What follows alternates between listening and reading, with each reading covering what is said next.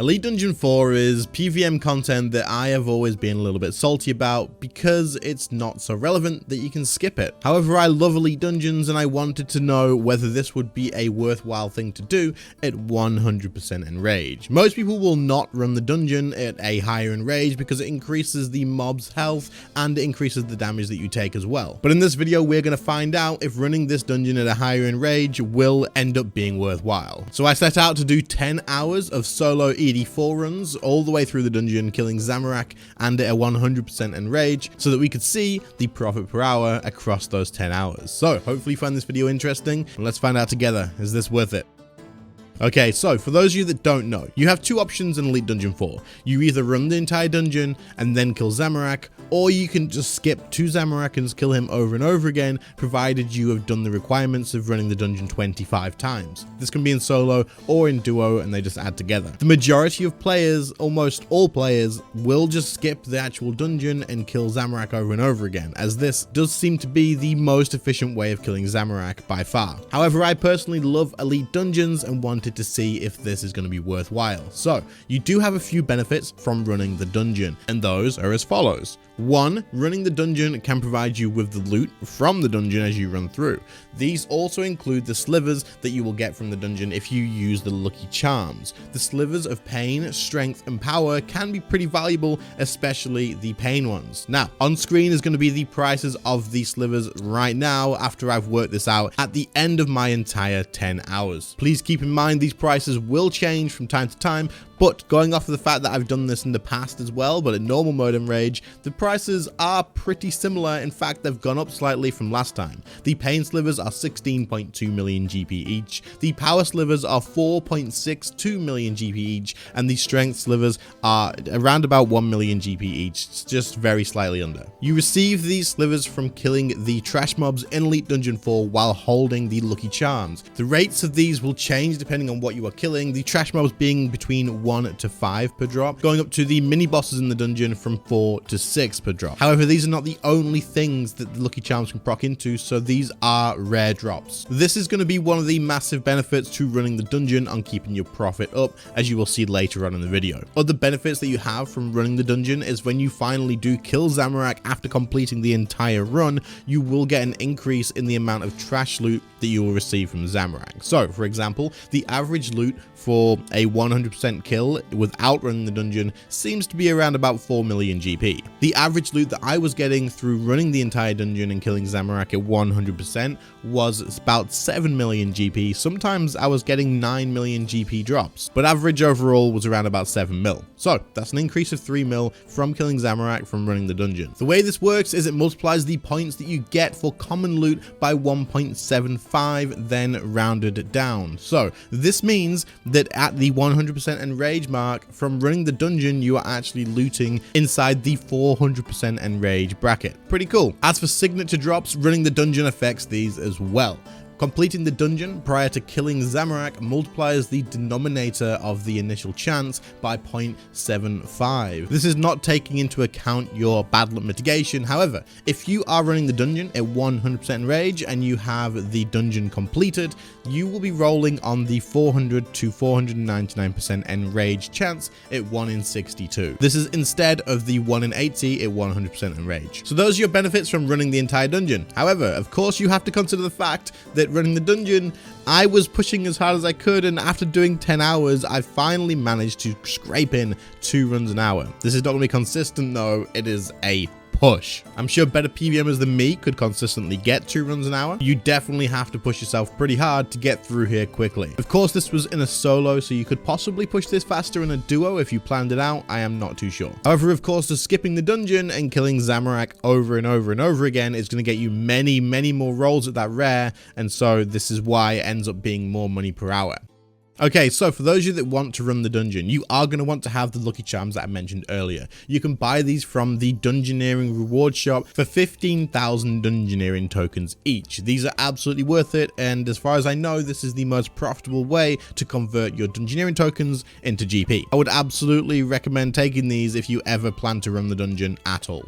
For this part of the video, I'm going to go over a few tips to actually speed up your dungeon runs so that you can reach or get past that 2 kills an hour, or get close to it at least in some way. Now, I would absolutely suggest using magic for this, so you can use Crib Bloom Armor and Animate Dead. This may get harder after they nerf Animate Dead, but I think you'll still be absolutely fine. I was using a Calgarian Demon, but you could swap for a Hellhound if you really need to. This will slow you down though. Now, I'm not going to go into a full guide of where to stand and how to do all the pulls and stuff, but I will mention a couple of things that will speed up your runs, because these are the things that slow you down the most. One is going to be the demons. The demons take a long time to kill in this Enrage. Their health is insanely high, but there is a couple of things you can take advantage of. Most of them are below level 138, which means you can use Dominion Mines on them. As long as they're below this level, drop some Dominion Mines at its feet, and there's an extra 20k damage that you don't need to worry about. The way these demons work is your accuracy on them translates to your damage. Your damage of your actual weapons doesn't matter. It is all about accuracy here. Now, this means that if you want to increase the speed that you can kill them, use things like Gothic Staff and an Essence of Finality, Statius Warhammer on them, which overall increases your accuracy rating and overall your DPS on them. I also opted to use a Staff of Armadyl special attack on pretty much every single one of these demons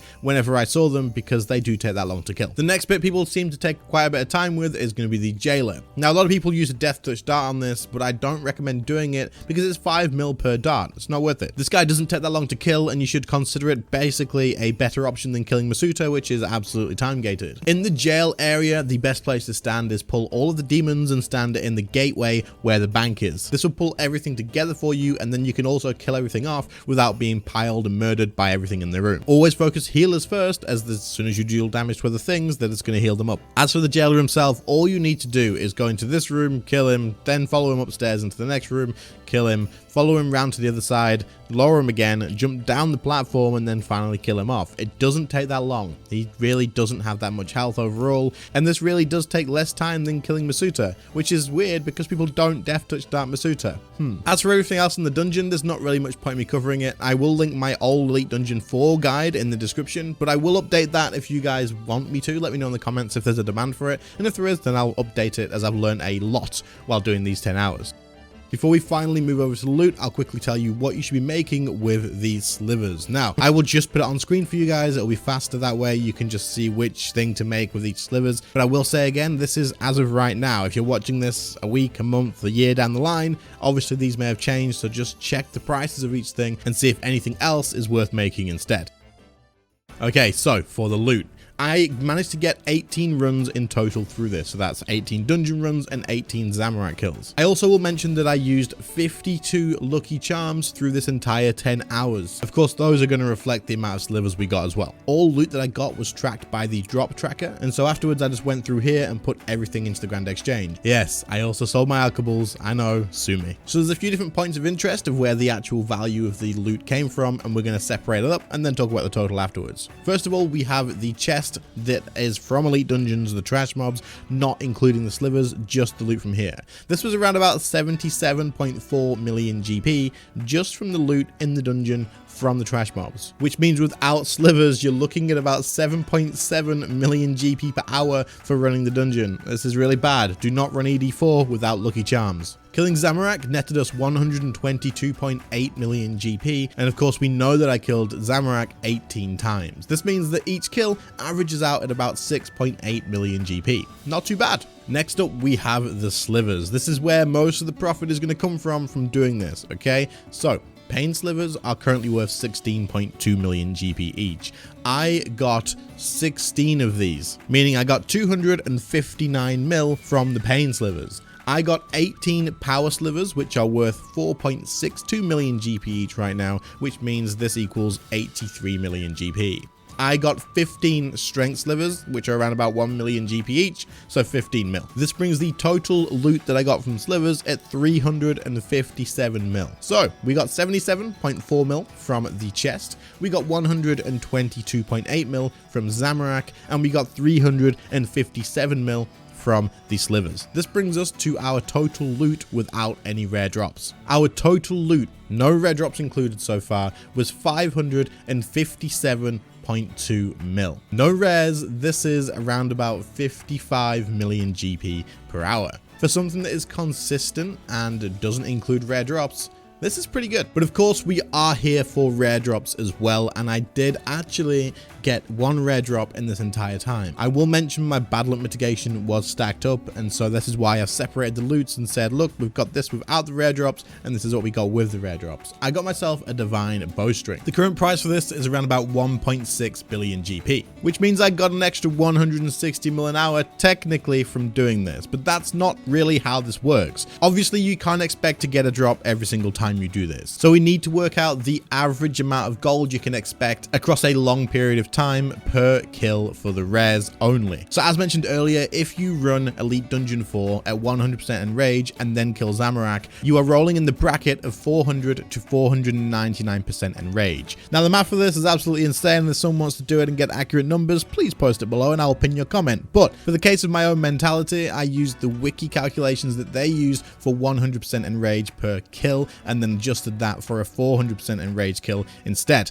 This brought us to around about 10.3 million GP expected value per kill when you kill Zamorak at 100% Enrage after running the full dungeon. So if you can get your 2 kills an hour here, you are adding a 20.6 million GP per hour profit onto that, as long as you go on drop rate. There's no way to really calculate this specifically and say this is exactly what you're going to get, because if you eventually roll and get a hood, you're not going to make anywhere near as much as if you roll and get a bow piece. So the values differ so much, it's hard to say. But if you do stick to the average, you're looking at around about 10 mil per kill if you did this across a wide number of kills. So my total loot that I got from my 10 hours of ED4 was 2,157 mil, meaning I ran this dungeon at 215 million GP per hour for the last 10 hours, which is obviously only because I got the bow piece. If you take the average of 10 million GP per kill at 2 kills an hour, you are looking at around about 75 to 76 mil an hour, which is still pretty good. It's definitely better than all the elite dungeons still. However, doing 100% Enrage at Zamorak without the dungeon, just killing the boss